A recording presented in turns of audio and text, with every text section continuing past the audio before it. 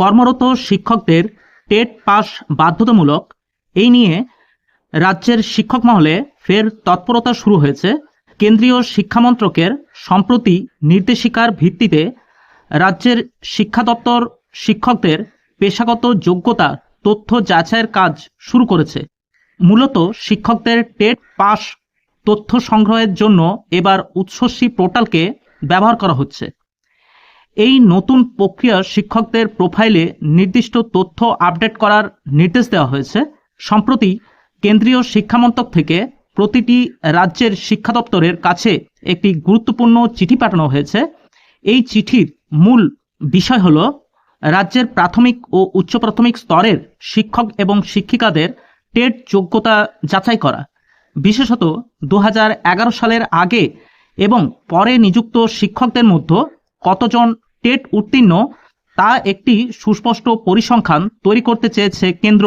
আগামী 16 জানুয়ারি 2026-এর মধ্যে এই সম্পূর্ণ তথ্য জমা দেওয়ার নির্দেশ দেওয়া হয়েছে। পাশাপাশি যাদের টেট যোগ্যতা নেই তাদের বিষয়ে আইনি কি পদক্ষেপ বা সুরাহা হতে পারে তা নিয়ে নির্দেশিকাতে খতিয়ে দেখার কথা বলা হয়েছে। রাজ্যের শিক্ষকদের বদলি সংক্রান্ত পোর্টাল উৎসশ্রীতে এই নতুন তথ্য সংগ্রহের জন্য বিশেষ ব্যবস্থা করা হয়েছে। পোর্টালের ব্যাকএন্ডে শিক্ষকদের ব্যক্তিগত তথ্যের সেকশনে নতুন অপশন যুক্ত করা হয়েছে। স্কুল কর্তৃপক্ষ বা এসআই অফিস থেকে এই তথ্য আপডেট করতে হবে।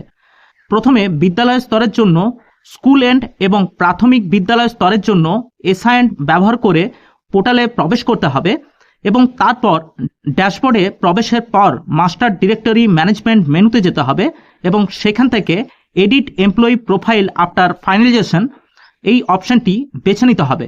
নির্দিষ্ট শিক্ষকের নামের পাশে থাকা প্রোফাইল ডিটেলস সেকশনে এডিট বটনে ক্লিক করতে হবে। এডিট অপশনে ক্লিক করার পর পেজে একদম নিচের দিকে দুটি ফিল্ড বা ঘর পাওয়া যাবে। যে দুটি ফিল্ড হলো ওয়েদার টেট কোয়ালিফাইড, আরেকটি ফিল্ড হলো পাসিং ইয়ার। এই ওয়েদার টেট কোয়ালিফাইড যে অপশনটি আছে এখানে শিক্ষকদের টেট উত্তীর্ণ আছে কিনা সেই নিয়ে তথ্য জানাতে হবে। তার জন্য ইয়েস অথবা নো অপশনে ক্লিক করতে হবে। রাজ্য স্তরের টেট বা কেন্দ্রীয় স্তরের টেট অর্থাৎ এস টেট বা সি টেট যে কোনো একটি টেট পাস করলেই ইয়েস বটন নির্বাচন করা যাবে।